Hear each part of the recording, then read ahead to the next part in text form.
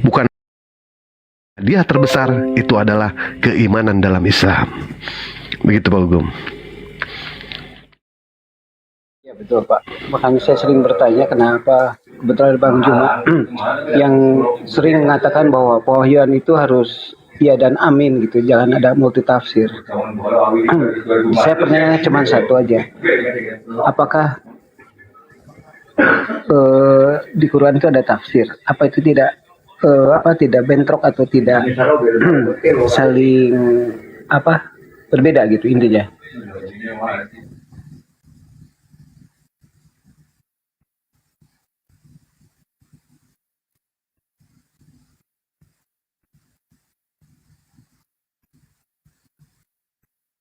Bang Juma, Ya, tadi pertanyaannya Al-Quran itu ada tafsir, apakah tidak bentrok? tafsir. Ya. Oke. Jadi kalau kita cek. Gimana suara saya? Udah bagus, cantik? Aman, cantik, Aman. Iya. Jadi kalau kita berbicara mengenai Al-Quranul Karim tentang tafsir itu legalitasnya. Tafsir itu ada di dalam Al-Quranul Karim surah Al-Qiyamah ayat Al-Qiyamah ayat 17, 18, 19. Allah Subhanahu wa taala menjelaskan begini. Inna alaina jam'ahu wa Qur'anan. Inna alaina jam'ahu wa Qur'ana. Sesungguhnya kami yang akan mengumpulkannya di dadamu dan kemudian membacakannya. Fa idza qara'nahu fattabi' Qur'ana. Apabila kami telah selesai membacakannya, maka ikutilah bacaannya itu. Summa inna alaina bayana. Kemudian sesungguhnya kami yang akan menjelaskannya. Jadi tafsir Al-Quran itu adalah sebuah kaidah ilmu yang dihasilkan dari disiplin ilmu yang terkait dengan Al-Quran itu sendiri. Siapa yang memulai penafsiran itu? Baginda Rasulullah Muhammad sallallahu alaihi wasallam. Mana legalitas Allah kepada baginda Rasulullah Muhammad sallallahu alaihi wasallam untuk mentafsirkan, menjelaskan Al-Quranul Karim? Dalam surah An-Nahl ayat 44 Allah Subhanahu wa taala menjelaskan bil bayyinati waz zubur wa anzalna ilaika dzikr litubayyana lin-nasi ma nuzzila ilaihim wa la'allahum yatafakkarun. Mereka kami utus dengan membawa keterangan-keterangan dan kitab-kitab, ketetapan-ketetapan, dan kami turunkan az-zikr, Al-Quran kepadamu wahai Nabi Muhammad agar engkau menerangkan, kepada manusia apa yang telah diturunkan kepada mereka agar mereka memikirkan. Jadi tafsir di sini Rasulullah yang menerangkan. Kaidah ilmunya Rasulullah yang menerangkan. Contoh yang tadi, zalikal kitabu la raiba fihi hudal lil muttaqin. Takwa itu yang menerangkan siapa? Rasulullah Muhammad sallallahu alaihi wasallam. Beliau yang menerangkan, beliau yang menjelaskan. Dan coba kita lihat, ketika Al-Quran itu diwahyukan pertama kali, orang-orang Arab ngerti Arab, mereka bisa baca Quran, tapi mereka belum memahami kandungan Al-Quran itu seperti apa. Maka Rasulullah kemudian yang menjelaskan isi Al-Quran itu. Maka muncullah kemudian ilmu, disiplin-disiplin ilmu, Nahwu, Sarab, Balaga, I'rab, ya. Muncul ilmu-ilmu itu untuk menjadi dasar pijakan para ulama Quran, ulama tafsir, untuk mentafsirkan kandungan isi Al-Quran. Seperti itu adanya. Mungkin bisa dipahami saudara?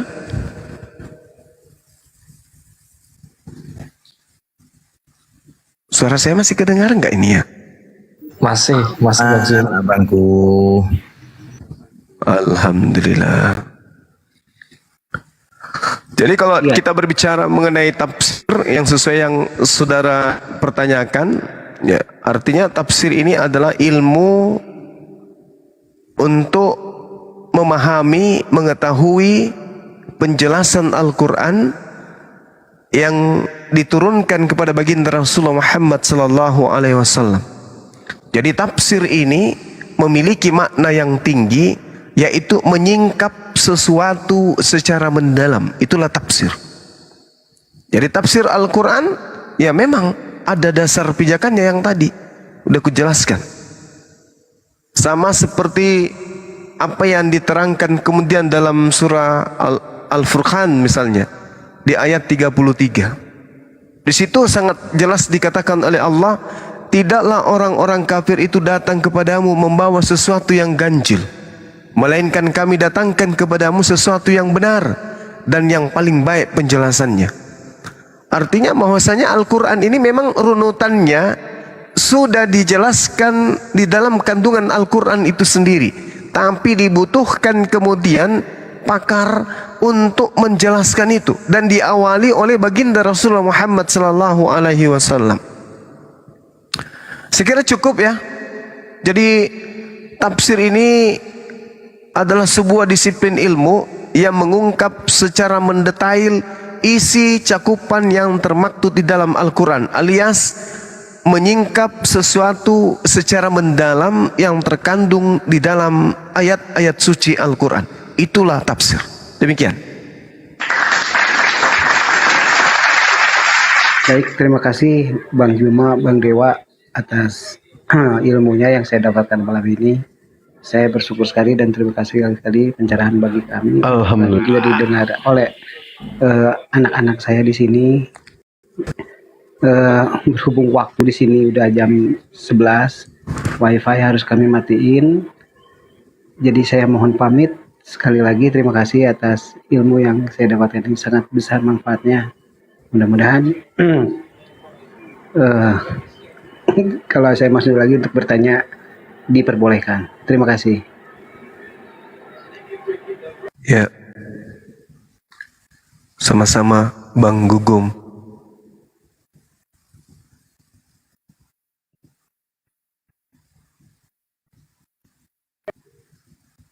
Terima kasih. Assalamualaikum. Ya. Sama-sama Bang.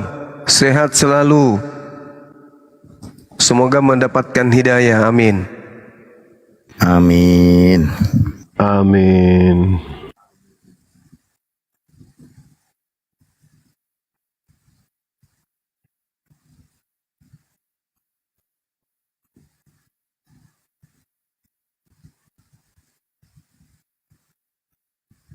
Assalamualaikum warahmatullahi wabarakatuh, guru-guruku semua.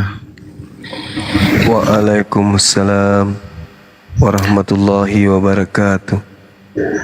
Alhamdulillah, calon mu'alaf kita yang kedua, beliau lagi sakit, jadi insya Allah besok malam minggu beliau akan bersyahadat. Seperti itu. Amin. Amin ya rabbal alamin. Allahu Akbar, Masya Allah. Tadinya 4, yang 2 sakit, sepasang suami istri. Insya Allah segera disembuhkan. Amin. Juga jangan lupa ucapan ulang tahun buat Bang Dewa. Selamat ulang tahun Bang Dewa. Edas. Seminggu sekali dia ulang tahunnya. Yang kasihan Julius kabisat 4 tahun sekali. Ya Pak Rocky, selamat malam menjelang sore menuju siang hampir pagi. Pak Rocky. Allahu Akbar, Masya Allah. Pak Rok. Ada Pak Rok. bapak pakai rok. Itu namanya Rocky, Rok. Oh, Monitor Rocky. Selamat malam Rocky. Jadi berhala ini di atas ini. Monitor Rocky. Sariawan. Selamat malam, Rocky. Saya hitung Beliau sampai Sariawan. 1, 2, 5.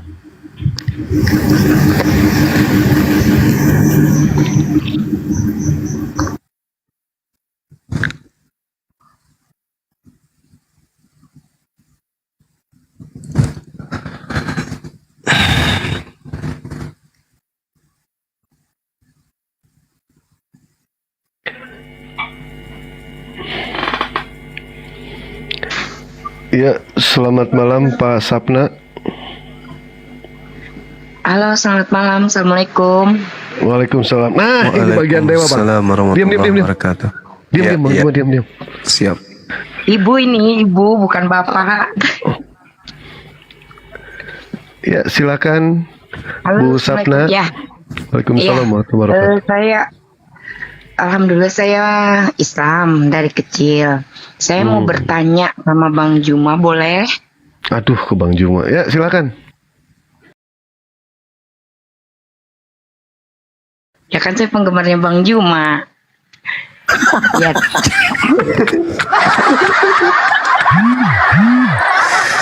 Ini Apa sih dewa, banget nafsi? dewa yang apa sih usaha. Bang? Alhamdulillah lah, banyak yang senang, banyak yang doakan yang Bukan baik mic-nya, kan. Wak. Dewa, ini kita dulu Bu. Ini dewa yang usaha lu Bu. Bang Juma yang dapat. Oh, iya. Gimana ini? Ya lanjut Bu, lanjut. Ya semuanya lah, abang-abang di sini mudah-mudahan sehat selalu ya Bang, diridhoi Allah umurnya. Tadi kan saya dengar nih bahas masalah warisan ya Bang Juma ya.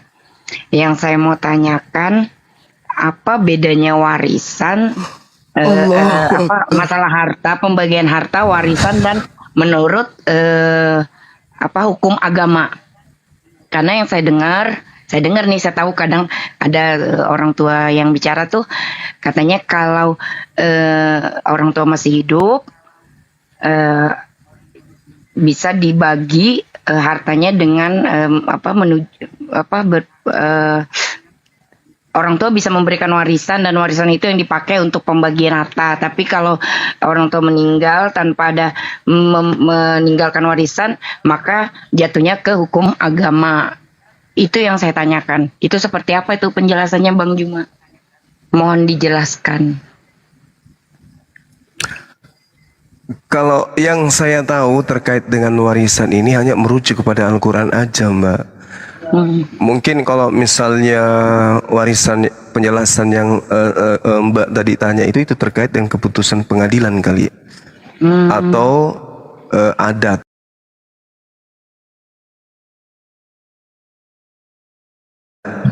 Atau bisa juga wasiat atau tradisi yang tidak mencederai syariat atau kesepakatan di dalam rumah tangga. Seperti itu. Jadi panduan kita, saya membahas tentang warisan tadi hanya terkait dengan segala hukum yang didatangkan Roh Kudus kepada manusia setelah Nabi Isa alaihissalam. Untuk pembagiannya secara detail, ya nanti kita tanyakan kepada ahlinya. Seperti itu. Silakan dibaca Al-Quran surah An-Nisa ayat 11 tentang pembagian daripada warisan tersebut secara hukum-hukum agama syariat. Kalau misalnya dia lebih ya dari apa yang ada di dalam Al-Quran ini, dalam arti kata lebih mendetail pembagiannya seperti apa, tidak sesuai yang ada terurai di sini, mungkin karena hibah atau mungkin karena ada wasiat atau ada hal yang menyebabkan, ada uzur lain yang menyebabkan aturannya dirubah kemudian, ya selama tidak mencederai apa yang ada di dalam Al-Quran dan tidak mencederai para ahli waris, saya rasa itu sah-sah saja. Karena tidak ada perintahnya kemudian janganlah engkau membagikan hartamu dengan cara ini, dengan cara ini. Hanya saja Allah memerintahkan untuk berlaku adil. Seperti itu, Mbak. Hanya saja ketika manusia kemudian itu tidak memiliki metode pembagian warisan secara sah, maka Al-Quran ini solusi dari sejak 1400 tahun silam. Untuk lebih detailnya mungkin bisa tanya ke Ustadz kita, Ustadz Uwas atau Ustadz Basalama. Mereka itu adalah pakarnya. Kalau saya hanya terkhusus kulit-kulit luarnya saja. Saya hanya seorang apologet jalanan yang ya tidak sampai ilmunya ke dasar yang terkait dengan pewarisan ini. Ya, Ustadz Adi Hidayat, betul. Atau Ustadz Wafi atau Ustadz Tahta, beliau pakar. Kalau saya khusus untuk apologet perbandingan agama. Ilmu saya masih minim. Belum paham yang kayak gini-gini.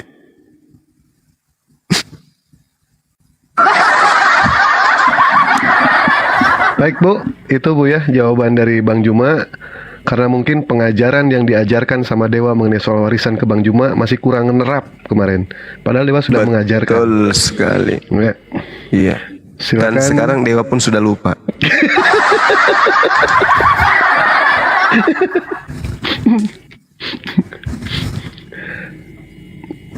Antara bapaknya menulis wasiat nih Bang, ya kan, ke anaknya. Tetapi ternyata ada satu anak yang tidak menerima, dia pengen melalui ajaran Islam. Jadi mana yang harus diikuti nih Bang? Dari bapaknya atau gimana Bang? Itu juga bukan saya ahlinya. Ya sudah. Kalau Bapaknya saya lebih mengedepankan Al-Quran daripada wasiat. Oh iya, iya. Hukum Allah yang lebih dulu. Baik, baik. Kemarin ada yang ngewarisin toko Bang, toko. Ternyata bukan punya bapaknya itu Bang, bukan punya bapaknya itu. Tapi? Punya singko. Tapi? Singko sebelah itu. Diwarisin ke anaknya. Oh, jadi ceritanya bapaknya cuman karyawan di situ, Iya. di toko betul. itu. Nah, begitu dia mau meninggal, dia wariskan itu kepada Anaknya. Anaknya datang, yang punya toko bilang, gila tuh ya, pasti anaknya Dewa ini. Bapak lu pergi itu memang konyol, bapak kau tuh konyol. Anaknya dikorban. Aduh, parah juga ini. Ya, Bunda siapa ini? Omi. Oh my God. Selamat malam Omi. Nah, Iya.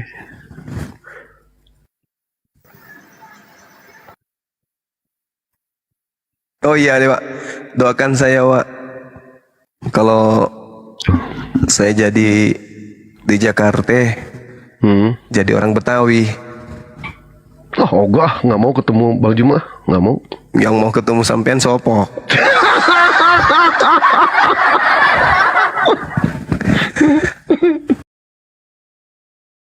Saya ada tawaran main film di Jakarta.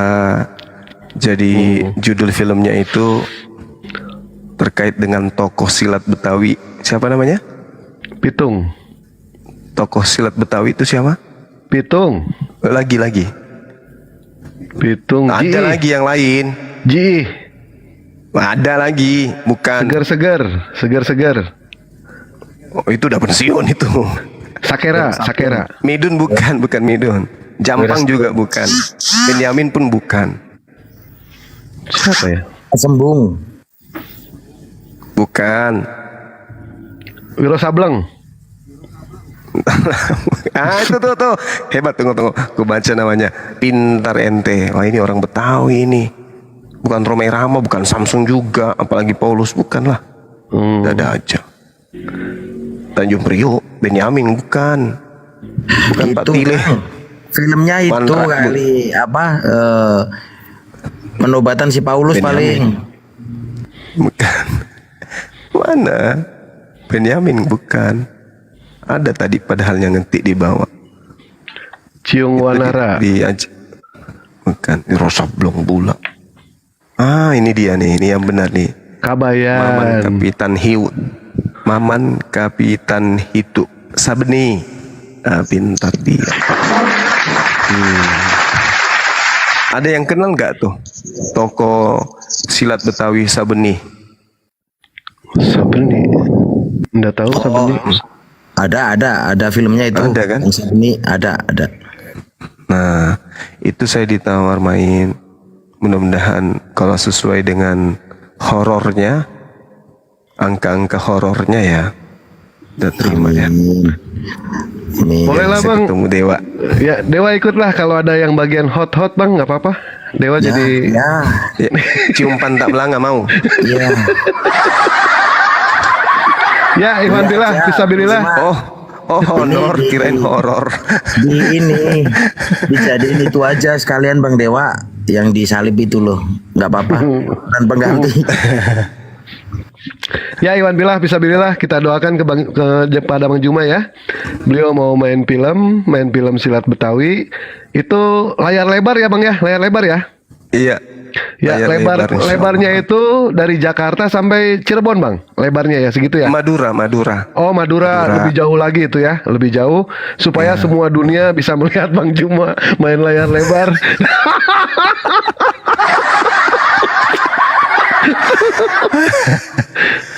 Nah ini kita sambut dulu nih Bang nih. Ada Pak Senayan. Silakan. Pak Senapan. Ya. Selamat malam. Assalamualaikum Pak Senayan. Oh Senayan. Kirain Senapan tadi, sorry. Udah ngantuk soalnya. Waalaikumsalam. Masya Allah. Iya Pak, Senayan 10. Oh di Gang 10 bagian Senayan Pak ya. Iya, bukan. Salam dari Aceh ya. Ini dari Aceh. Oh, Pak. Aceh. Bang Rumah. Iya. Masya Allah. Ada yang udah pernah ke Aceh? Mie Aceh saya biasa Bang. Oh, mie Aceh ya. Itu Iya. mie Aceh KW mungkin. Kalau ke Acehnya baru yang ori. Oh gitu. Bagus, Gitu. bagus. Iya. Benar juga ya. Kalau ke Aceh baru Iya, ori ya. itulah. Iya, baru ori. Betul. Iya. Betul sekali. Yang di Bogor, yang di mana-mana itu mie Aceh terjemahan berarti ya. Tuh ya. Tapi yang di Medan itu enak mie Acehnya. Kurang Acehnya mungkin. Mie Aceh yang di Medan itu enak loh. Ya kan beda. Yang dibungkus sama makan yang di warung kan beda lagi rasanya bang. Begitu juga kalau makan di Aceh mungkin lebih apa itu? Lebih merasa lagi. Iya. Kalau Bang Juma makan mie Aceh, dia makan gimana? sama mangkok-mangkoknya dia. Mangkoknya dimakan sama dia. Bang ya, Loh, kan turunan kuda lumping ini. kok buka rahasia sih? Mana sih lu? Pengalamannya itu kadang. Oh, gitu ya. Pengalaman. Ya silakan Bang Senayan, ada yang mau Oke lah, disampaikan? nggak ada, cuma salam aja dari Aceh ya. Baik. Iya Aceh. Oke. Aceh itu di provinsi mana Bang Aceh? Ya provinsi Aceh, cuman ini di Kabupaten Aceh Jawa Timur Timur. bang. Aceh Timur. Oh, bukan Jawa Timur. Bukan. Nggak ada Jawa bang di sini bang. Nggak ada Jawa Timur, ya ada Aceh Timur sama Aceh. Oh, Utara Aceh gitu. Timur. Iya itu. Iya. Pernah ya ke Aceh Timur? Aceh Timur dengan Makassar itu cuman berapa mili itu ya? Tapi lihatnya di Globe Bang. Nggak ada, nanti kita buat desa Bang Juma biar datang. Iya.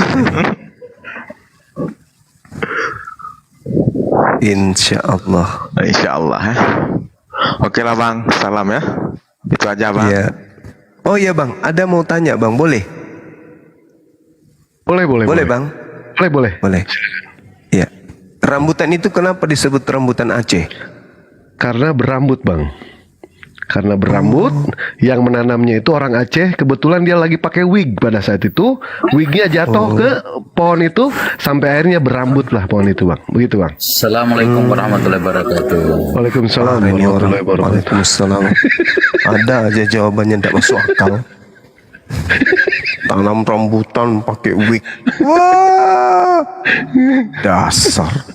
Cuk. Silakan Jangan Bang sesat. Asrama. Ya, assalamualaikum warahmatullahi wabarakatuh.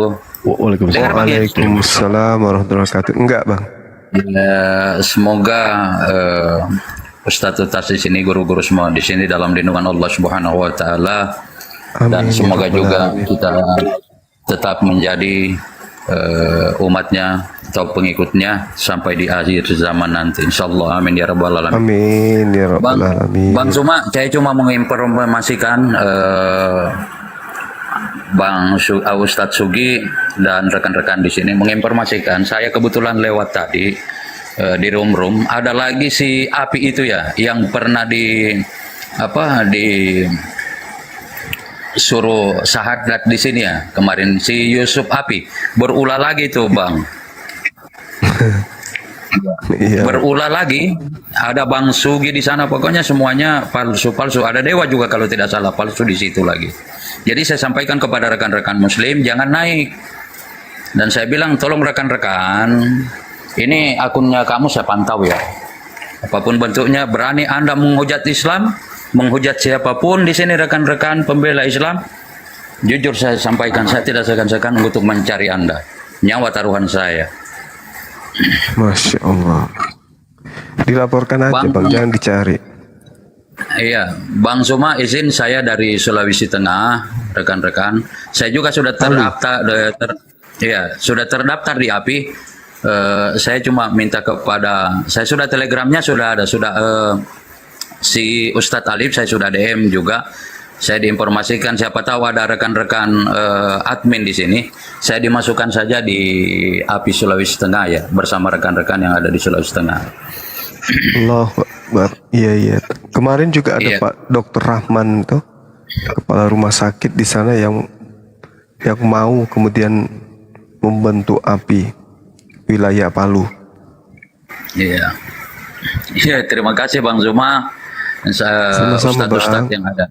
Iya, ustadz-ustadz yang di sini. Harapan saya Bang Zuma, silakan saja jalan. Bang Zuma tidak sendiri.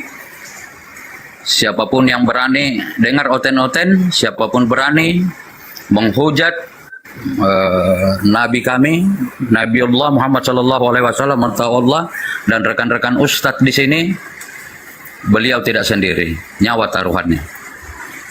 Allahu Akbar. Takbir. Iya, Bang. Masya Allah. Allahu Akbar. Bang Dewa, silakan. Makasih, Bang. Semoga dalam lindungan Allah Subhanahu Wa Taala. Saya di Al-Khairat Bang Zuma. Saya di Al-Khairat. Makasih doanya Pak Asran. Iya. Tapi doanya Semoga kurang satu, Pak. Doanya kurang satu. Nggak enak kucingnya ya enak. Pokoknya Ustadz semua ya, terima kasih saya sudah dinaikkan. Alhamdulillah, Masya Allah, saya sudah jumpa rekan-rekan semua. Saya sampaikan Bang Zuma Dewa ya, kalau ada admin saya tolong dimasukkan ya, saya sudah terdaftar di API, saya dimasukkan saja di rekan-rekan Sulawesi Tengah, Palu. Baik Pak, Insya Allah Pak. Iya, oke, saya turun, siapa tahu ada oten yang kejang-kejang di bawah. Mau Baik, pingin naik, silakan saja naikkan. Wabillahi taufiq wal hidayah. Wassalamualaikum warahmatullahi wabarakatuh. Waalaikumsalam warahmatullahi. Waalaikumsalam warahmatullahi. Terima kasih kepada Bapak Asran yang sudah mendoakan kami yang ada di sini semua ya. Silakan bagi yang mau naik, mungkin ingin bercakap-cakap dengan Bang Juma, bertanya dengan Bang Juma, silakan. Alhamdulillah. Kalau seperti itu, Ana mau mohon izin undur dulu Bang Dewa, Bang Zuma, Ustadz Sugi, Bang Kores. Baik. Mudah-mudahan dipermudah semua. Makasih Bang Samudra. Siap guruku. Mohon doa ya. Amin. Saudaraku semua di bawah, semoga malam minggu besok beliau fix bersyahadat. Seperti itu. Amin. Amin. Assalamualaikum warahmatullahi wabarakatuh. Waalaikumsalam warahmatullahi wabarakatuh. Waalaikumsalam warahmatullahi wabarakatuh. Silakan dari Pak Ayong, ada yang mau disampaikan atau mau berdiskusi? Assalamualaikum Bang Juma. Waalaikumsalam warahmatullahi wabarakatuh. Waalaikumsalam warahmatullahi wabarakatuh. Sehat selalu Bang Juma. Ini saya dari Lampung. Alhamdulillah sehat Bang. Siap. Boleh nggak Bang? Bener sih. Boleh nggak Bang ini apa? On cam. Aku mau screenshot nih. Aku ngefans banget sama Bang Zuma nih. Jaringanku buruk Bang. Oke, siap Bang Zuma.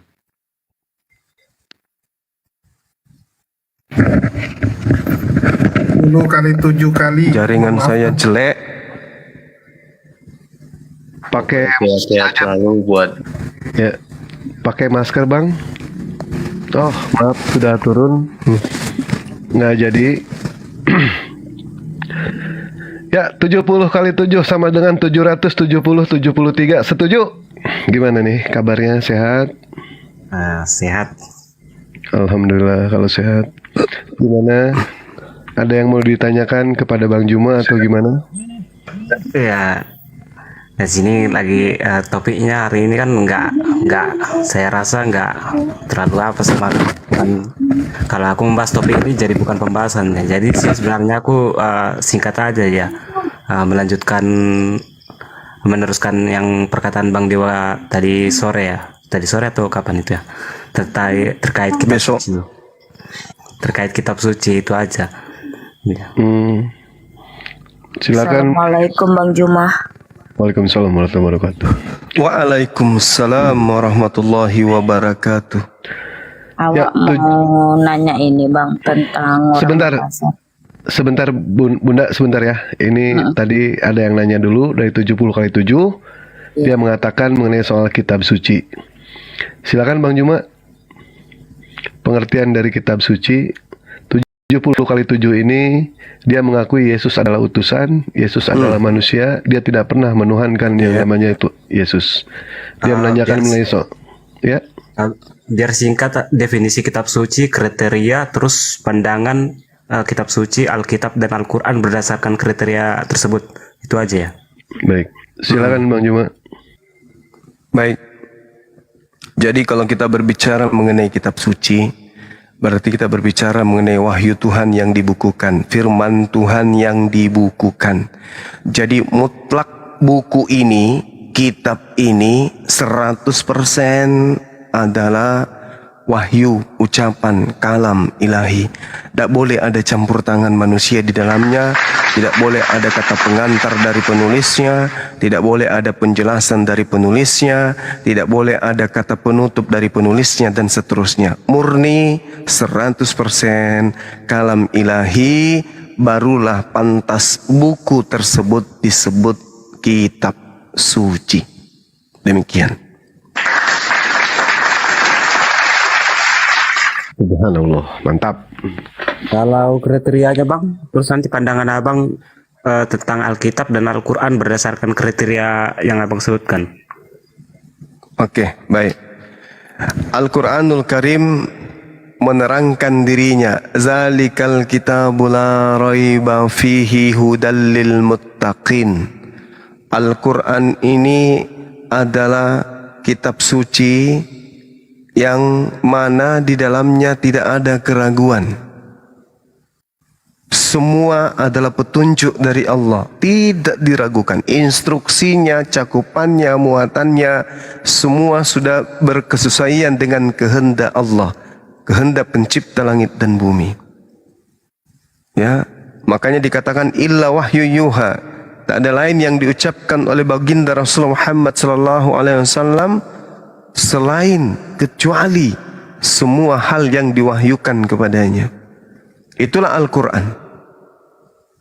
Sedangkan kalau kita berbicara mengenai kitab bukan lagi dikatakan sebagai kitab suci ya, maksud saya dalam hal ini adalah Bible.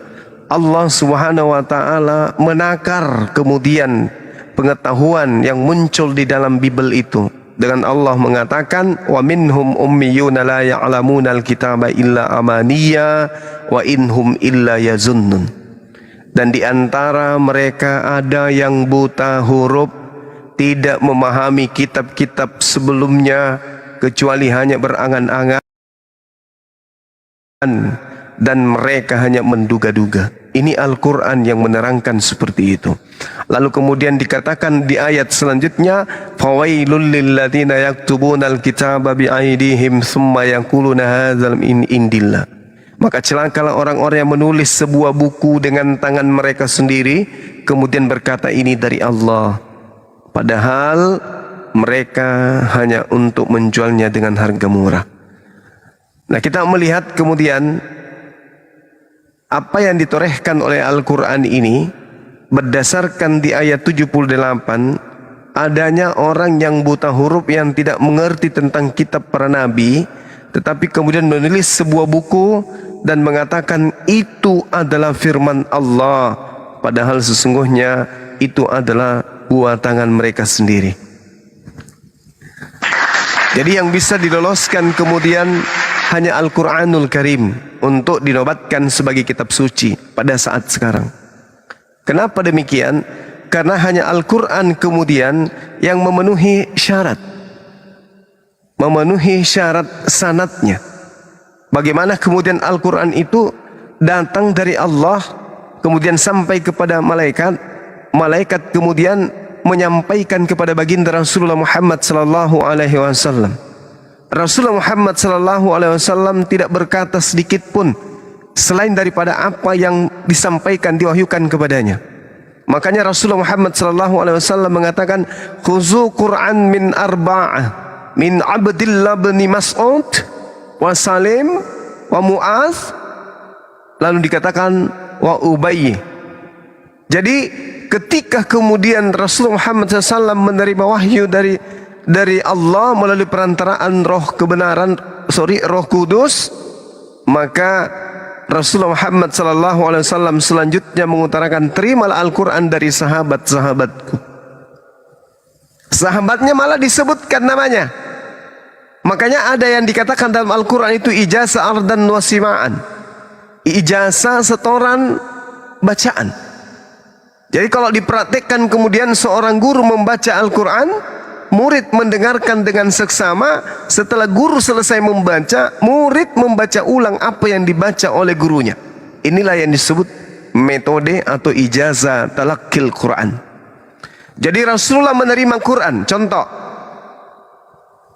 wa min ayatihi an khalaqa lakum min anfusikum azwaja litaskunu ilaiha, dan seterusnya. Maka ayat ini dibacakan kepada para sahabat. Para sahabat pun setelah menerima itu dibaca ulang di hadapan Rasulullah. A'udzu billahi minasyaitonir rajim. Bismillahirrahmanirrahim. Bacaan yang tadi diulang kemudian oleh para sahabat. Wa min ayatihi an khalaqalakum min anfusikum azwaja. Setelah dibaca kemudian oleh sahabat, didengarkan kembali oleh Rasulullah. Rasulullah mendengarkan bacaannya sudah sesuai dengan kaidah, maka Rasulullah memberikan legitimasi kepada sahabatnya untuk mengajarkan kepada sahabat yang lain. Sahabat yang lain membacakan bacaan yang sama kepada sahabat yang lain. Wa min ayatihi an khalaqalakum min anfusikum azwaja. Dibaca para sahabat, diterima para sahabat, sampai kepada tabi'in. Tabi'in pun menerima bacaan yang sama. Wa min ayatihi an khalaqalakum min anfusikum azwaja. Terus sampai kepada manusia yang ada di Indonesia hari ini, membacakan wa min ayatihi an khalaqalakum min anfusikum azwaja. Tidak ada perubahan.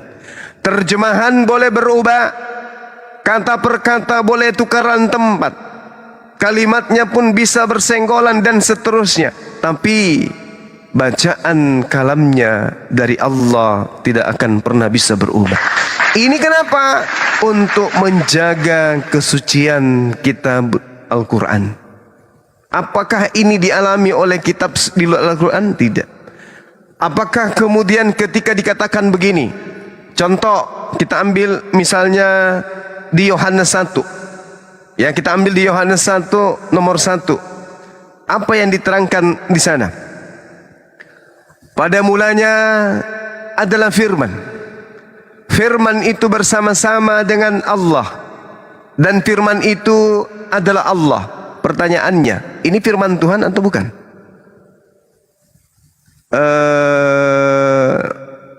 Firman Tuhan. Kalau firman Tuhan berarti ada yang pertama kali menyampaikan.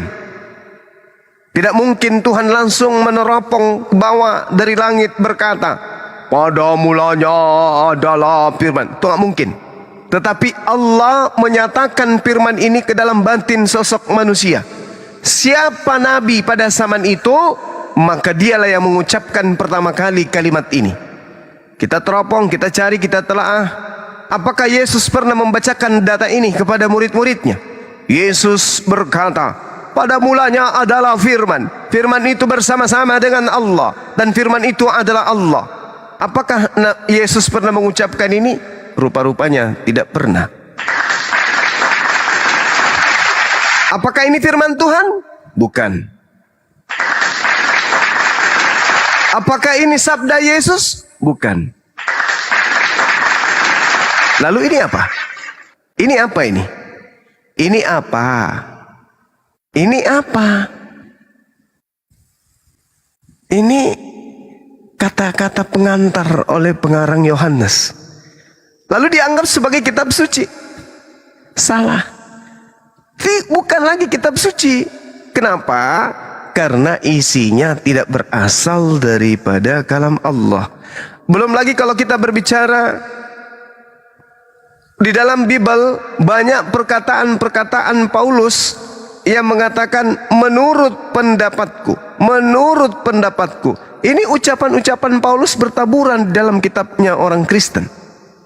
Di dalam 1 Korintus 7:40 misalnya, tetapi aku berpendapat, tetapi menurut pendapatku. 2 Korintus 8 nomor 10, tetapi menurut pendapatku. Di dalam hal ini aku memberikan pendapatku.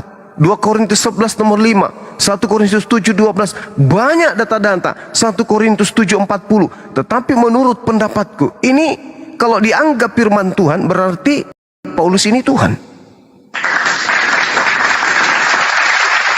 Dengan demikian, kitabnya orang Kristen sekte apapun tidak layak disebut sebagai kitab suci, karena di dalamnya terdapat pendapat-pendapat manusia. Saya kira begitu, Bung. Silakan. Ya, oke, terima kasih atas penjelasannya ya. Perlu diketahui sekali lagi, saya di sini bukan untuk membantah-bantah ya, atau memperdebatkan, karena kita mempunyai kriteria masing-masing ya, yang menjadi dasar dalam kitab suci kita masing-masing. Oke, langsung aja. Kalau dari kekristenan aku ya, dari kekristenan sendiri. Nah, kitab suci definisinya itu sendiri adalah sebuah buku atau catatan yang berisi tentang kejadian, segala sesuatu kejadian yang berhubungan dengan. Nah, yang kedua kriterianya itu ada dua. Yang pertama itu jujur, yang kedua itu menurut waktunya, telah terjadi, atau nubuat, atau di masa yang akan datang ya. Nah, pandanganku tentang Al-Quran dan Alkitab menurut kedua kriteria ini itu tidak ada yang menyalahi satu sama lain. Hanya saja di dalam Al-Quran tentang kejadian di masa lampau atau nubuat ya, itu berbicara tentang masa depan, itu masih menurutku ya, aku macamnya ada yang miss gitu.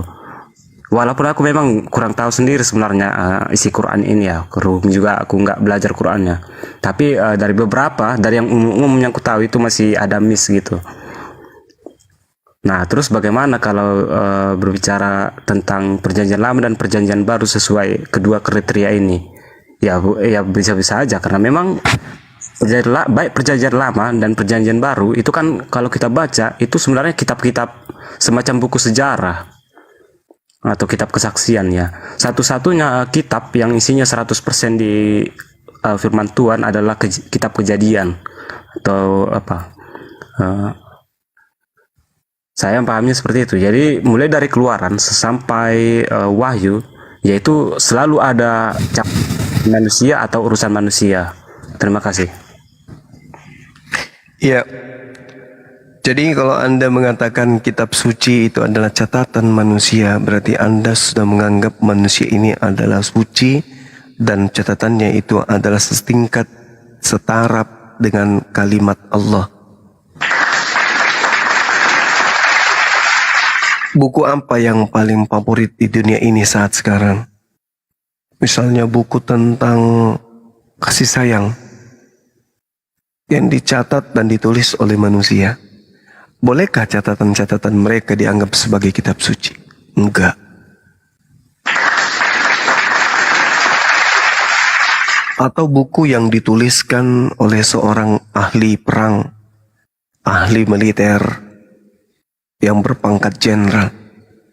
Catatan-catatannya mereka ini bisa tidak disebut sebagai kitab suci? Enggak bisa. Kenapa? Karena jenderal sekalipun bukan nabi. Nah sekarang, kalau kriteria itu kita dudukkan, ada sebuah buku, orang menulis satu kaidah atau hukum aturan, berpendapat, memberikan kemudian pendapatnya. Sama seperti Rasulullah Muhammad SAW berpendapat, oleh karena tuntunan dari Tuhannya. Kul, katakanlah wahai Nabi Muhammad. Kul, katakanlah wahai Nabi Muhammad. Betapa banyak perintah yang datang kepada Rasulullah dengan dua huruf ini. Kul, kul, kul.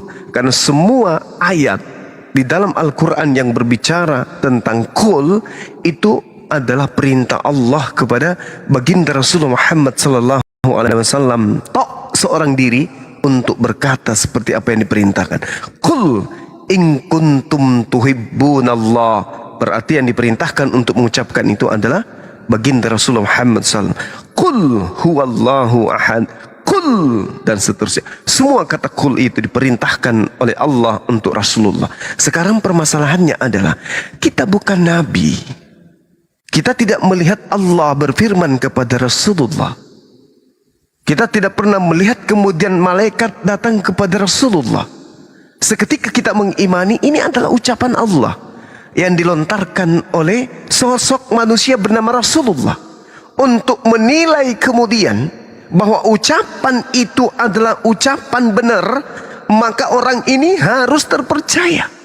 Orang ini harus terpercaya oleh orang-orang di sekelilingnya, terpercaya oleh keluarganya, terjaga nasabnya, terjaga silsilahnya, jauh dari perbuatan bohong, jauh dari perbuatan maksiat. Tidak ada titik celah tentang dusta yang pernah terjadi pada lisannya. Itu baru bisa disebut sebagai orang yang terpercaya informasinya.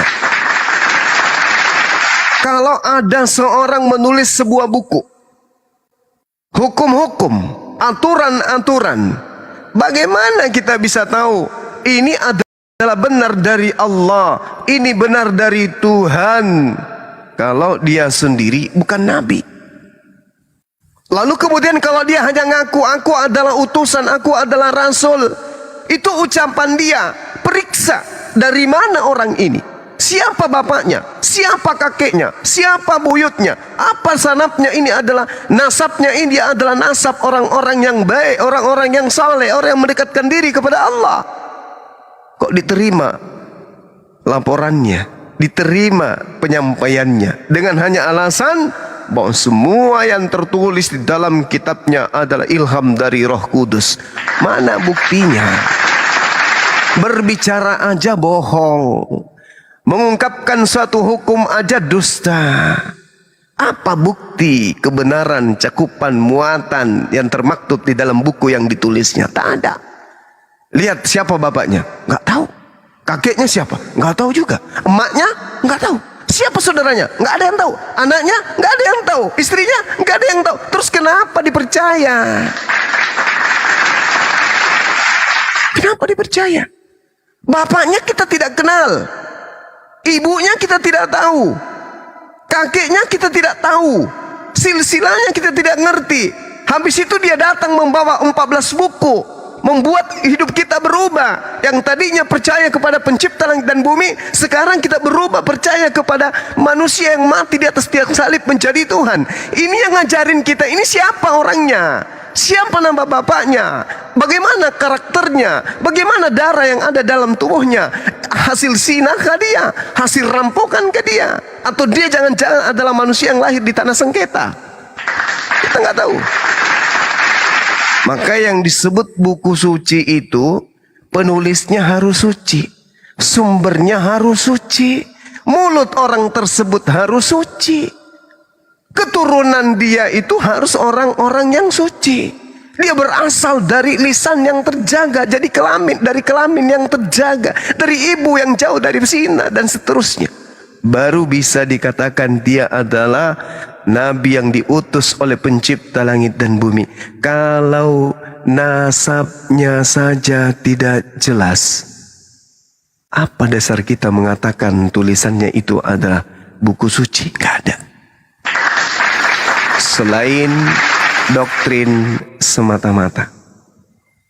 Itu yang perlu saudara saya pahami. Jadi kalau berbicara mengenai syukran saudara Billy, kalau saudara berbicara mengenai kaidah kitab suci, maka Tuhan tidak pernah menjatuhkan sebuah kitab dari langit. Tuhan tidak pernah menjatuhkan sebuah buku dari langit. Tapi buku yang ada itu berasal dari tangan, dari lisan orang-orang yang kita sebut nabi dan rasul. Nabi dan rasul silsilahnya harus jelas. Abraham harus jelas, Musa harus jelas, Daud harus jelas, Salomo harus jelas. Paulus, Lukas nama bapaknya siapa? Markus nama bapaknya siapa? Petrus nama bapaknya siapa? Paulus nama bapaknya siapa? Orang-orang tidak dikenal, merubah keyakinan saudara. Kemana hendak Anda pergi? Saya kira begitu, silakan. Ya, oke, terima kasih atas penjelasannya. Gini, terkait perkataan Bang Zuma ya, ketika buku kitab suci atau buku suci itu isinya 100% firman Tuhan. Sebenarnya di sini ya aku nggak bisa saya bantah ya, karena memang ya itu kriterianya Bang Zuma ya, mewakili Islam. Nah, kita tahu kan ada 5 kitab Taurat ya, Kejadian, Keluaran, Imamat, Bilangan, Ulangan. Nah, dari kelima kitab Taurat ini hanya kitab Kejadian yang sepenuhnya itu berasal dari Tuhan ya, melalui pewahyuan atau penglihatan. Jadi hanya kitab Kejadian. Jadi ketika Bang Zuma tadi mengatakan kalau ada campur tangan manusia atau urusan manusia di dalam kitab tersebut, maka tidak dapat dikatakan kitab suci. Nah, ini nanti imbasnya kalau kita gunakan kriteria ini, kelima kitab Taurat itu kena keempat kitab Taurat, Keluaran, Ulangan, Bilangan itu kena juga. Sementara dari zaman dahulu baik Kristen maupun Yahudi sendiri sudah sepakat kalau kelima kitab Taurat itu kitab tertua ya, yang dipercaya. Artinya sudah terkonfirmasi dari zaman ke zaman. Jadi ya kriteria dari Bang Zuma itu nggak bisa kami tetapkan. Terima kasih. Oke, baik. Al-Quran menjelaskan terkait dengan apa yang saudara narasikan barusan. Di dalam Al-Quran surah An-Naml ya, ayat 91, Allah subhanahu wa ta'ala menjelaskan, Qul man anzalal kitab alladhi ja'a bihi Musa nuran wa hudan linnasi taj'alunaha qaratis tubdunaha wa tukhfuna katsira wa ullimtum ma lam ta'lamu antum wala aba'ukum qulillah thumma zarhum fi khudihim yal'abun.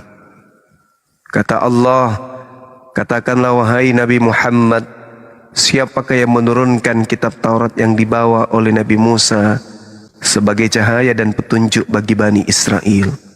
Kamu jadikan kitab yang datang kepada Nabi Musa itu sebagai lembaran-lembaran kertas yang bercerai-berai. Kamu perlihatkan sebagiannya dan banyak yang kamu sembunyikan.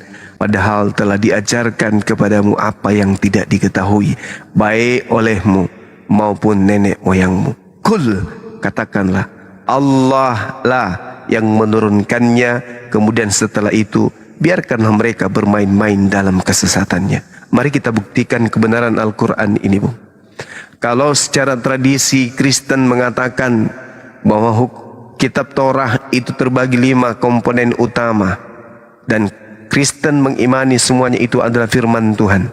Saya katakan kepada saudara, Al-Quran menjelaskan, ya ahlal kitab, lima talbisunal haqqa bil batil wa taktumul haqqa wa antum ta'lamun.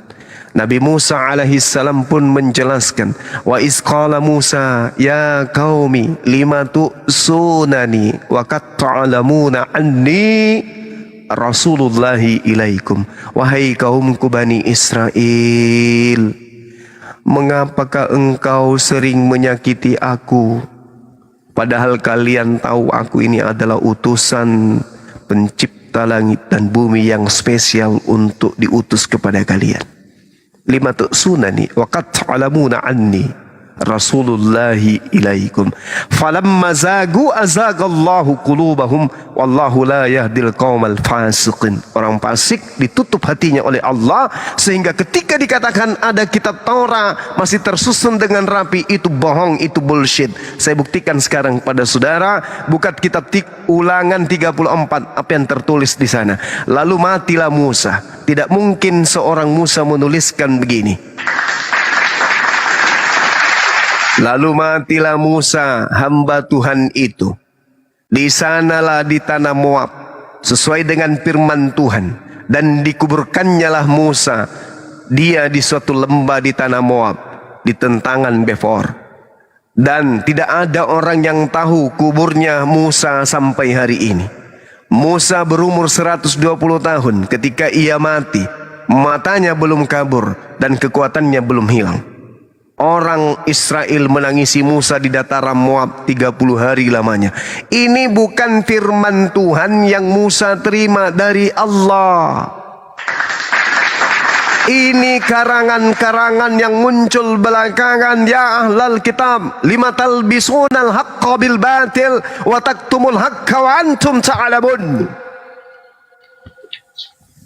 Nabi Musa di beberapa kesempatan khutbahnya mengatakan di dalam kitab Ulangan yang sama, sedangkan aku masih hidup di tengah-tengah kamu, wahai Bani Israel, kau sudah memperlihatkan pembangkanganmu, ketegaran tengkukmu kepada Tuhan Elohim.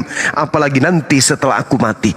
Setelah aku mati, muncul kitab dari Septuaginta, masuk ke di Indonesia, jelas tercatat dengan akurat. Lalu matilah Musa, hamba Tuhan itu.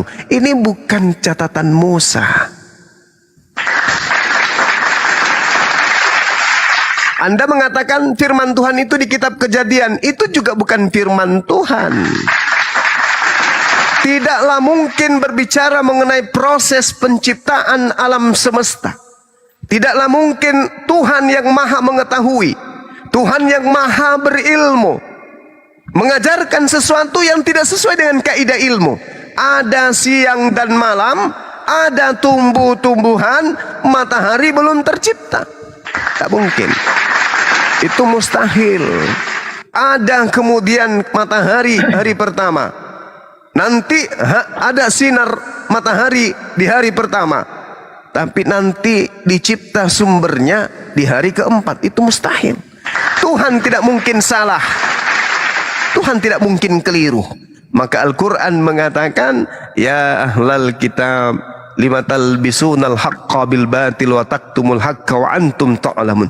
Qul man anzalal kitab alladhi ja'a bihi Musa nuran wa hudan linnas. Taj'alu qarati satubdunaha wa tukhfuna katsira. Kau sembunyikan sebagian, kau nampakkan sedikit dan kau sembunyikan sebagian. Lima talbisunal haqqa bil batil. Kau campur adukan antara karanganmu dengan firman Tuhan menjadi satu. Jadi kitab itu tidak bisa lagi disebut sebagai kitab suci karena sudah ternoda oleh karangan-karangan orang yang tidak dikenal. Mohon maaf, itu fakta yang kita temukan di Bible. Silakan.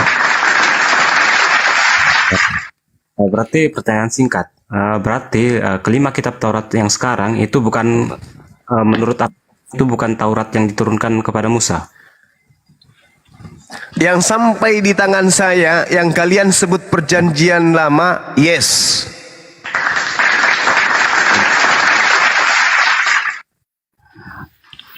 Nah, tadi ini aku mau menanggapi terkait kitab Kejadian ya. Kalau kata Bang Zuma itu bukan firman Tuhan.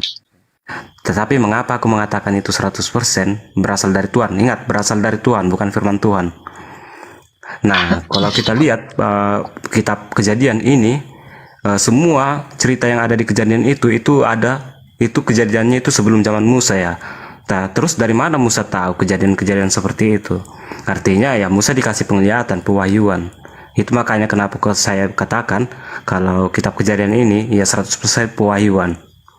100% berasal dari Tuhan itu. Oke. Jadi kalau kita berbicara mengenai konsep terbuka, ini bukan konsep yang terbuka pada akal manusia. Tuhan berfirman tentang proses penciptaan, disampaikan kemudian kepada Nabi Musa. Itu betul. Betul itu. Itu betul. Yang tidak betul ini adalah kitab saudara. Pada mulanya Allah menciptakan langit dan bumi. Ini proses pencipta. Bumi belum berbentuk dan kosong. Udara menutupi samudera raya, gelap gulita menutupi samudera raya. Dan angin atau oksigen atau udara ciptaan Allah melayang-layang di atas permukaan air. Berfirmanlah Allah, jadilah terang, lalu terang itu jadi. Allah melihat bahwa terang itu baik, lalu dipisahkannya terang itu dari gelap. Dan Allah menamainya terang itu siang dan gelap itu malam. Bagaimana mungkin ada siang, ada malam, ada petang, ada pagi, ada terang, ada gelap, kalau tidak ada sumber yang membentuk terjadinya malam, terjadinya siang, terjadinya pagi, terjadinya petang. Sementara hal ini bisa terjadi kalau sumber yang mengadakan keadaan itu sudah ada. Hari pertama belum ada matahari, sudah ada pagi. Bagaimana Anda bisa mengatakan ada pagi tanpa ada matahari? Bisa? Ya, kalau masalah tentang isi Kejadian, saya mohon maaf saya kurang tahu ya, karena memang saya terkendala bahasa ya. Karena memang orang yang paling berhak menafsirkan kitab Kejadian, Keluaran, Bilangan, Imamat, Ulangan itu ya orang Yahudi itu sendiri sebenarnya ya. Ya saya taunya tafsir berdasarkan LAI ya. Sementara seperti yang kita tahu, kalau terjemahan LAI itu ya masih belum bisa dipercaya. Oke, baik. Sekarang gini, kita tinggalkan, kita tutup kitabnya. Kita tinggalkan. Apakah saudara percaya ada pagi, matahari nggak ada? Oke, kalau masalah itu ya itu penglihatan Musa ya memang seperti itu. Kalau menurut kalau menurut keilmuan yang sekarang ini keilmuan astronomi ya tentu saja tidak bisa seperti itu. Tidak bisa ya. Berarti manusia lebih tahu keadaan yang sebenarnya daripada Tuhan yang Anda imani. Berarti Tuhan Anda harus belajar kepada para astronot yang menurut Anda tadi. Ya, harus belajar kepada orang yang ngerti tentang tata surya. Kalau begitu. Tuhan yang Anda sembah harus belajar. Panggil dia belajar sama orang-orang yang pakar terhadap waktu. Karena ini jelas ini. Ada pagi, matahari belum ada. Bahkan yang lucu lagi, tunas-tunas muda bertumbuh. Biji-biji kemudian itu mengeluarkan batang, tunas dan seterusnya. Bahkan pohon-pohon berbuah. Buah-buah ini kemudian menghasilkan biji-biji. Padahal matahari belum ada. Bagaimana mungkin ada tumbuhan bisa bertumbuh sampai berbuah, matahari belum ada? Anda akan mengatakan, oh, Nabi Musa mendapatkan penglihatan seperti itu. Kalau begitu, panggil Tuhannya, duduk, ikut sekolah SD, SMP, SMA, supaya Tuhan yang ngerti tentang kaidah-kaidah. Atau jangan-jangan ini bukan firman Tuhan, karena Tuhan tidak mungkin kita sekolahkan, karena Tuhan itu maha mengetahui. Ini satu-satunya solusi adalah pengarang kitab Anda itulah yang harus Anda cangkul kepalanya pakai kapak, karena telah menyesatkan manusia dengan metode yang dia bawa. Saya kira begitu. Tuhan tidak mungkin salah. Yang salah adalah pengarang kitab saudara. Makanya tidak layak disebut sebagai kitab suci. Boleh ada sucinya, tapi dikatakan begini, kitab yang disangka suci. Itu cocok. Bang Sumaya, saya juga di sini nggak mau berbantah-bantah ya. Ketika nggak bisa Anda bantah, ini fakta, nggak bisa. Ketika isi dalam kejadian bertentangan dengan ilmu astronomi, ya saya nggak bisa berbantah-bantah ya. Nah, jadi ya itu apanya yang mau dibantah? Jadi ya itu sedikit saja dari aku. Jadi saya sini bukan mau berdebat atau mempertentangkan. Saya sini hanya melihat cara pandangnya Islam mengenai Alkitab yang kami percaya ya. Itu aja sebenarnya. Iya. Jadi bagaimana solusinya menurut saudara? Ketika saudara melihat ini, solusi yang Anda sekarang gunakan untuk mengademkan pemikiran Anda melihat kenyataan ini itu apa? Udah imani aja, gitu ya? Ya, seperti biasa lah. Tahu lah kan gimana cara Yesus Kristen. Dan mau sampai kapan Bang mau kayak gitu? Ya begini ya, mengenai apa dasar keimananku. Ya itu yang tertulis, ya memang seperti itu adanya, itu aja. Ya aku nggak mau mengimani sesuatu yang bagus, tetapi berdasarkan ideologi atau intinya tidak nyata lah gitu, hanya berdasarkan ideologi, pembahasan dan lain-lain. Baik, kalau Anda beli motor 2 roda, terus lengkap dengan buku panduan. Buku panduannya tertulis tata cara menyalakan mesin. Yang pertama, mengisi air asin ke dalam tangki mesin. Anda ikuti instruksi buku tersebut.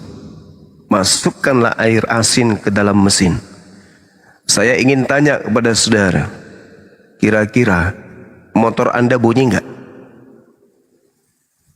Ya enggak lah. Kalau airnya dimasukkan.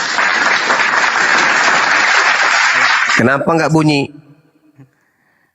Kalau airnya dimasukkan ke dalam radiator ya masih tetap menyala motornya. Tetapi kalau dimasukkan ke dalam tangki bensin ya tentu aja nggak bisa ya. Air itu nggak bisa melakukan reaksi pembakaran. Kenapa bisa? Ya karena ini berhubungan dengan mesinnya. Air itu nggak bisa melakukan reaksi pembakaran. Ini yang salah Anda atau buku panduannya yang tadi? Ya buku panduannya lah, jelas. Anda yang salah. Buku panduan sudah jelas keliru. Yang salah Anda ikutin. Yang salah Anda bengek. Udah jelas-jelas logika kita, akal kita dicipta sebagai pemimpin di atas muka bumi untuk mengetahui baik dan buruk. Katanya gitu. Untuk mengetahui baik dan buruk. Kan gitu. Anda diberi buku petunjuk, masukkan air asin ke tangki motor. Anda masukkan, yang bengek Anda. ambil buku panduan itu, bakar, tendang, buang ke got, solokan atau di toilet, siram air. Buku panduannya yang menyesatkan. Jangan pakai buku itu. Mending kalau Anda menggunakan buku seperti itu untuk menjalankan kendaraan bermotor, ya lebih baik Anda ambil korek gas, bakar motornya. Karena Anda sudah diajarkan salah oleh pabrik yang mengeluarkan buku panduan yang keliru. Artinya yang membuat motor ini include dengan buku panduannya orang sedeng, orang tidak paham, orang tak mengerti. Berarti dia ada pada aspek kelemahan, dia tidak maha mengetahui. Artinya buku panduan tadi bukan dari pencipta langit dan bumi. Kira-kira nih, kalau pencipta yang membuat sebuah aturan atau ketetapan, boleh tidak dia melakukan kesalahan seperti pembuat buku panduan buku tadi? Menurut saudara, boleh tidak? Ya nggak boleh. Nggak boleh. Tinggalkan buku yang Anda sekarang miliki. Kalau Anda mau aman, Anda mau sehat dunia akhirat, tinggalkan buku panduan yang salah. Buku yang tadi kalau Anda masih pakai karena hanya yang penting saya beriman, buku saya ini benar, ya sudah, kau habiskan itu air laut asin, kau kasih masuk ke dalam tangki motormu, motormu berubah menjadi tempe sekalipun tidak akan pernah bunyi mesinnya. Percaya sama saya. Begitu juga ketika kamu mengimani sebuah buku yang bukan firman Tuhan, mau sampai gundul pantat saudara untuk beribadah, Anda tidak akan sampai ke jannah. Kenapa? Buku panduan Anda salah. Saya kira begitu dari saya, ya. Karena mesinnya nggak bisa bunyi, motornya udah mulai berkarat, maka forum ini saya kembalikan kepada saudara-saudara yang lain. Wabillahi taufiq wal hidayah. Assalamualaikum warahmatullahi wabarakatuh. Salam tauhid, salam satu Tuhan. Silakan diambil alih para dewan guru. Ya silakan Bang Kores. Bang Kores, Akademi Kristolog. Oke, baik. Bismillahirrahmanirrahim. Assalamualaikum warahmatullahi wabarakatuh. Waalaikumsalam warahmatullahi wabarakatuh. 70 kali 7 terkait dari adanya Taurat yang tadi Anda telah mengklaim, ya, telah diverifikasi. Seharusnya satukan dulu pemahaman Anda. Versi mana? Karena permasalahan versi yang ada itu berbeda. Contoh, dalam hal masalah Septuagint yang tadi disinggung oleh Bang Juma, itu ada yang meyakini diproduksi abad ke-3 atau abad ke-4 sebelum Masehi, di mana hingga detik ini diyakini oleh pihak gereja ortodok. Itu. Di mana bahasa aslinya itu adalah Yunani, sedangkan bahasa Ibrani maupun bahasa Yunani dianggapnya dinilai bermasalah. Kenapa demikian? Pertama, permasalahan dari Septuaginta itu diyakini dari abad yang tadi, abad 3 atau abad ke-4 sebelum Masehi, dengan bahasa aslinya Yunani, tetapi Ibrani adalah terjemahannya. Tetapi pihak Katolik, Roma maupun Protestan mengklaim bahwa posisi Taurat yang asli itu dari bahasa Ibrani, sedangkan bahasa Yunani itu adalah terjemahan. Mana yang benar? Kita bandingkan. Nanti saya kasih kontradiksi, ya, dan itu diakui oleh pihak Kristen, bukan dari pihak kami. Ya oke. Biar kita bisa bacanya semuanya, tulisannya, kan itu kecil. Babel, warisan, iman, sejarah dan budaya.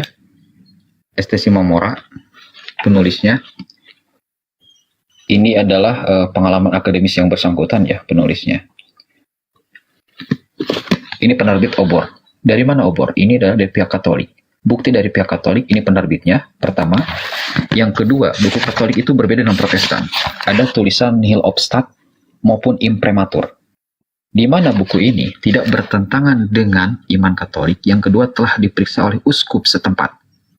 Kita cek. Halaman 18 sampai 19. Legenda tentang Septuagint. Ini tentang asal-usulnya, ya. Menurut sebuah legenda yang terkenal sejak abad kedua sebelum Masehi, di antara orang-orang Yahudi di Mesir, terjemahan berbahasa Yunani dari Babel adalah karya 70 atau 72 orang secara serentak. Mereka itu didatangkan dari Yerusalem ke Alexandria. Masing-masing dari mereka secara terpisah menerjemahkan teks suci itu dengan salah satu cara bahwa terjemahan mereka masing-masing serupa atau sama lain. Ternyata ketika kita cross-check, catatan kaki nomor 20, bahwa legenda ini berasal dari kisah fiktif. Oke, buram. Legenda ini, Septuagint, itu berasal dari kisah fiktif dari surat Aristeas kepada Philocrates. Saya bantu Anda 70x7, silakan cari website New Advent, lalu tulis surat Aristeas. Di mana surat Aristeas ini? Di websitenya pihak Katolik Roma, mereka mengakui bahwa surat Aristeas itu adalah surat palsu, di mana telah mencantumkan nama Septuaginta. Ketika posisinya, asalnya itu dianggap palsu, lalu bagaimana dengan isinya? Makin parah, buktinya mana? Yuk kita coba. Contoh, Keluaran 4:24. Menurut orang-orang Katolik Roma maupun Protestan, teks Ibrani, Masoret, itu diproduksi abad ke-8 atau abad 9 Masehi, sesudah adanya Islam. Ini bahasa aslinya. Tuhan bertemu dengan dia Musa. Menurut teks Masoret. Ini. Tetapi menurut teks Yunani, Septuagint, malaikat Tuhan bertemu dengan dia Musa. Pertanyaannya, apakah Tuhan yang bertemu dengan Musa ataukah malaikat Tuhan? Karena menurut teks Masoret yang diklaim diproduksi abad 8 atau abad 9 Masehi, itu Tuhan yang bertemu dengan Musa. Tetapi dalam teks Yunani, bahasanya itu Yunani, Septuaginta, malaikat Tuhan, bukan Tuhan yang bertemu dengan Musa. Ini yang pertama. Kontradiksi. Yang kedua, Keluaran 24:10. Mereka melihat Allah, teks Ibraninya Masoret. Tetapi dalam teks Septuaginta, bukan seperti ini kalimatnya, tetapi ini. Mereka melihat tempat di mana Allah Israel berdiri di sana. Mana yang benar? Apakah teks Septuaginta yang diproduksi abad 3 atau abad 4 sebelum Masehi yang diyakini hingga detik ini oleh pihak Ortodok Timur, ataukah dari teks Masoret yang diyakini oleh Katolik Roma maupun Protestan? Mana yang benar? Di sini berbeda jelas. Saran saya, 70x7, silakan Anda cari buku ini, pihak Katolik. Yang kedua, di dalam buku ini, tafsir pihak Canisius, Katolik Roma, ternyata menyatakan dengan jelas kitab Kejadian. Mereka mengakui, halaman 45, jelas ya, 45. Sementara itu, kontradiksi dapat kita lihat pada jumlah binatang yang dibawa masuk ke dalam bahtera. Kejadian pasal 7 nomor 2 itu kontradiksi dengan nomor 6, pasal 6 nomor 19-20. Mana yang benar? Bahkan penyebab banjir pun pasal 7 nomor 4, pasal 12, pasal 8 nomor 2A kontradiksi dengan pasal 7 ayat 11, pasal 8 ayat 2. Lamanya banjir pun berlangsung kontradiksi. Ini ayat-ayatnya. Ini bukan pihak kami yang membuat, tapi pihak dari pihak Oten, Katolik Roma. Ini buktinya. Adanya Canisius. Itulah yang membuktikan bahwa ketika Anda menyatakan posisi dari Taurat telah terverifikasi, versi mana yang telah terverifikasi? Apakah Masoret? Ataukah Septuaginta? Apakah dari Samaritan? Itu ada 3. Artinya di sini benar apa yang Allah sampaikan bahwa kitab-kitab sebelumnya telah diubah. Namanya diubah, bisa dikurangi, bisa ditambahkan, hingga akhirnya kontradiksi. Sebagaimana yang telah kami sampaikan barusan. Apakah mungkin itu firman Tuhan hingga pada akhirnya melahirkan kontradiksi? Tentu saja tidak. Silakan Anda simpulkan sendiri dari data yang kami sampaikan secara cetak yang ada di dalam buku-buku yang ditulis oleh pihak Katolik Roma. Silakan yang lain lanjut.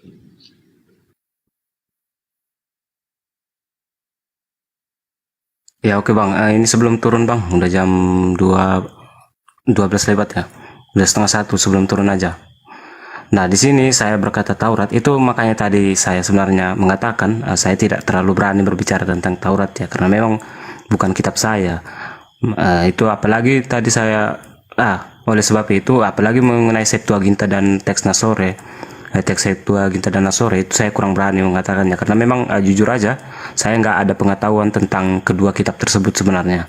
Nah, tentang terbentuknya kitab Torah yang tercantum di dalam Alkitab sekarang versi LAI, ya itu kan sebenarnya banyak dasarnya rujukannya itu kan sebenarnya banyak naskahnya. Ya kalau kita lihat secara paralelnya itu berdasarkan naskah Ibrani bukan Yunani. Jadi aku juga kurang tahu berdasarkan naskah Ibrani yang mana yang dipakai ya. Soalnya naskah Ibrani Taurat itu banyak ya. Ada Laut Mati, ada banyak lah. Aku kurang tahu lah. Ntar lah saya belajar lagi. Makanya pernyataan Anda yang tadi disampaikan ketika saya belum naik, bahwa Taurat itu telah terverifikasi oleh siapa? Itu buktinya adanya kontradiksi dan saling bertentangan antar versi dari Septuagint versus dari Masoret. Ketika Anda kekeh Masoret yang valid, sesudah munculnya Islam, di mana Masoret abad 8 atau abad 9 Masehi, maka bisa dikatakan versi Septuaginta salah. Di mana versi Septuaginta hingga detik ini Anda bisa cari namanya Gereja Ortodok Indonesia. Itu salah satu pihak Ortodok yang meyakini Septuaginta dari perjanjian lamanya, versi Septuaginta dari bahasa Yunani. Mana yang benar? Karena berbeda pendapat tersebut hingga detik ini dalam dunia Kristenan masih eksis. Termasuk kitabnya masih eksis yang berbeda tersebut. Dan Anda bisa cek. Jadi betul ya, apa yang disampaikan oleh Allah, bahwa kitab-kitab sebelumnya telah diubah. Al-Baqarah ayat 78-79, Al-Imran ayat 79. Itu dalilnya. Silakan simpulkan sendiri. Lanjut yang lain. Iya, oke. Ini saya izin turun dulu ya, besok kerja lagi. Ya, nggak boleh besok cepat kerjanya. Soalnya kerjanya berat. Nggak bisa lama-lama kok. Takutnya telat aku bangunnya. Jadi ya udah. Itu aja mungkin sedikit dari saya. Saya ini bukan mau bantah-bantah, hanya melihat sudut pandang aja dan mencari ilmu ya. Saya kira seperti itu. Kalau ada kata saya yang kurang berkenan di teman-teman semua gitu, menyinggung itu, mohon dimaafkan. Jadi ya demikianlah dari aku ya. Selamat pagi ya. Udah jam 12 lewat. Untuk guru-guru semua, ini maaf saya rongkatkan, besok mau kerja lagi. Bang Akademik, Bang Gores, Utasuki, Kocul, Bang Zuma, terima kasih sudah mampir di Api Jateng. Terima kasih banyak. Saya akhiri ya. Assalamualaikum warahmatullahi wabarakatuh. Waalaikumsalam warahmatullahi wabarakatuh.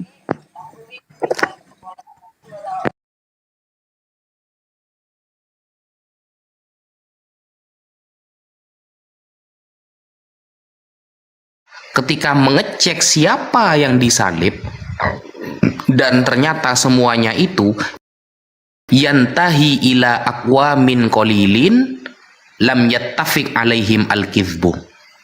Jadi sanad kabar tentang mata rantai yang dilacak oleh para ulama dan ditanyakan kepada orang-orang Kristen dan Nasrani ternyata hanya berujung kepada segolongan segelintir orang yang ternyata mereka itu juga tidak ada kesepakatan, bisa jadi ada kebohongan di antara mereka. Nah, sedangkan